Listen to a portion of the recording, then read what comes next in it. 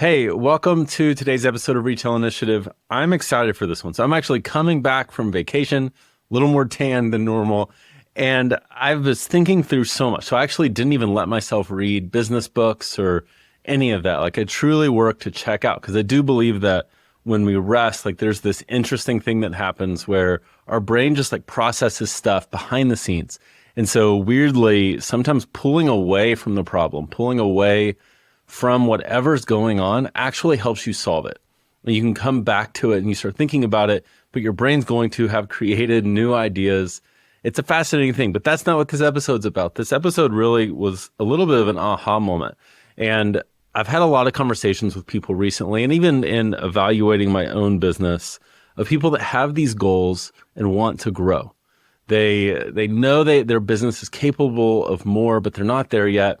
And they're like, what is standing in the way? Like, what am I doing wrong? Why is it that some people are just crushing it and I just can't figure it out? I can't reach my goals. And that's a very subjective thing. I've had this conversation with someone doing $6 million a year, wondering why they can't get to that next stage. And I've had this conversation with someone that just literally wanted money in their bank account.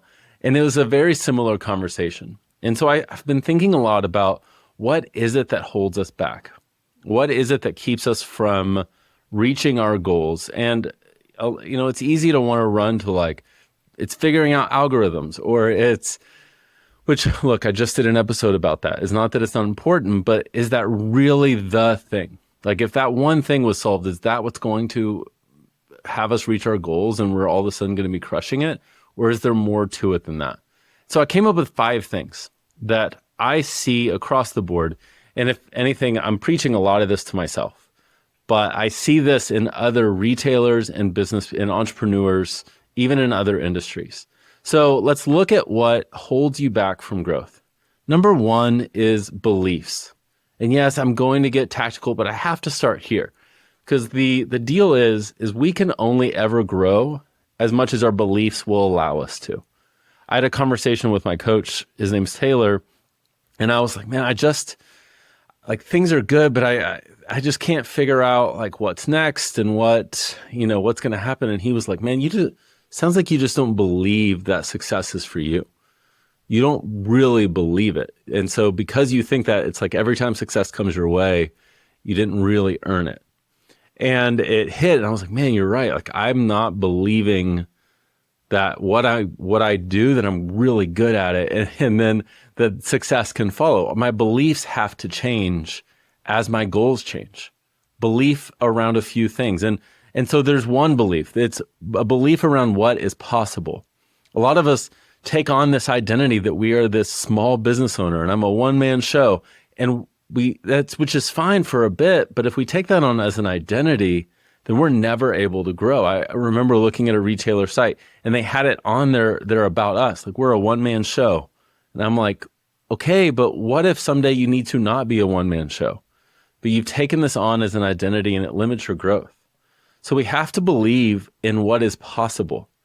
If you can figure some things out, if you can develop a strategy that will work, is it possible for you to reach your goals? I believe the answer is yes. I believe that if you can build the right strategy and focus on the right things, that you can get to anything you want. Those boutiques that are doing $20, $30, $40 million a year don't have something that you don't. You have everything to be able to do it. It's just a matter of believing that it's possible. And if you believe that it's possible, everything else can start to fall in line. And this is one of the most important areas. And if you don't address your beliefs, whatever is next, you're going to end up holding yourself back far more than you'll ever realize. So that's number 1, is changing your beliefs and elevating your identity. And I was talking with my friend Crystal Rose, and what I love about her is there's this idea of like you fake it till you make it. I'm going to pretend to be something. But the way that she talks about it, and I think it's so smart, I'm going to have her on a podcast soon, is you embody it. You think about the future. Who am I 10 years from now? What business do I own?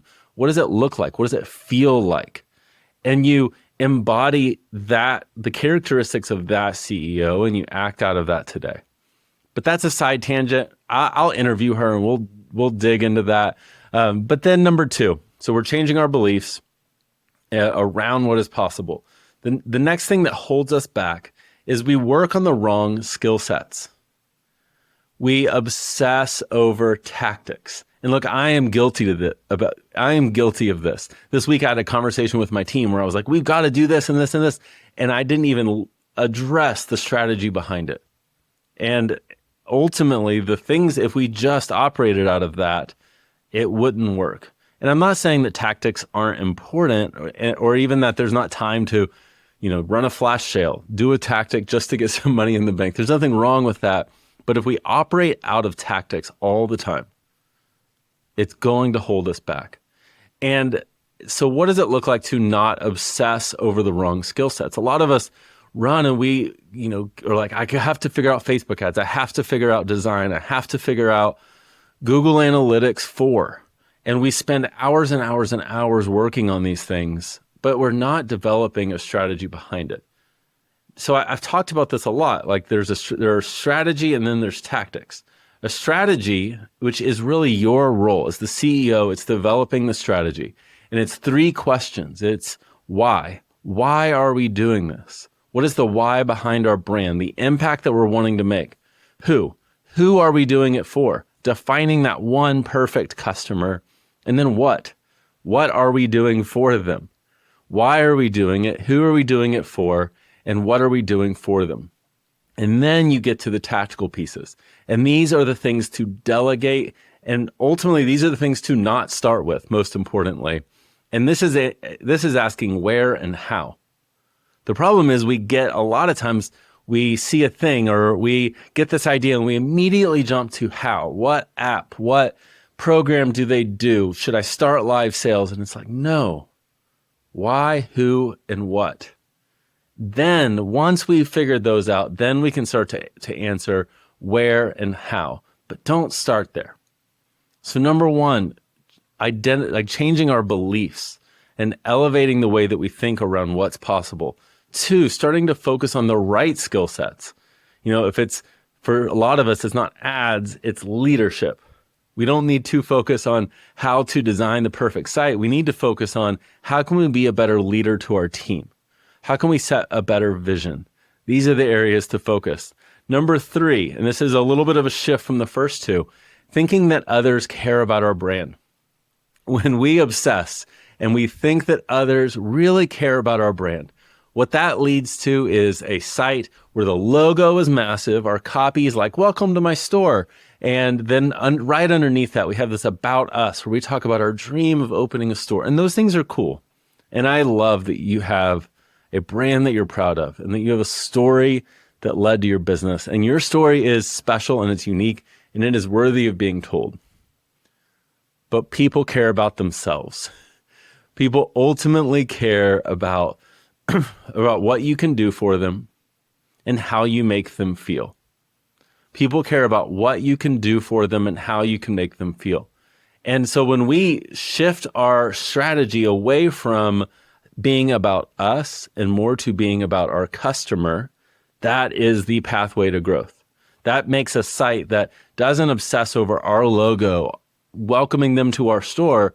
It obsesses over how do they feel when they land there. And we can know how to make them feel something when we understand who they are and what they're thinking about. If they're thinking about their vacation, then our site needs to be talking about their vacation.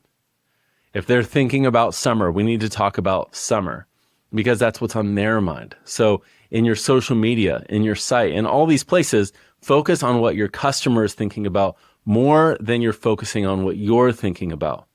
So we don't want to think that people are obsessed with our brand. They're not. They're obsessed with themselves. And when they build a relationship with your brand, it's because you make them feel something. It's kind of like when you meet someone, at first you really don't care about them. Like we care about people and humanity of people and, someone's intrinsic value, but we really don't care about them until they make us feel a certain way. And when they make us feel a certain way, then we're like, oh, I like that person. And that's what starts to build that relationship. And so as the brand, we're kind of the person that goes and makes the first pickup line. And we're going to do that to make them feel something. Then the next thing that holds us back is we don't stay curious. We start to just do the things. And maybe we attend a webinar, we go and implement what we learned in that webinar, and then we just say the words, it worked or it didn't. And if it didn't, we say that doesn't work. So I attended a Facebook ads workshop, I ran ads, I did not get sales, therefore Facebook ads don't work.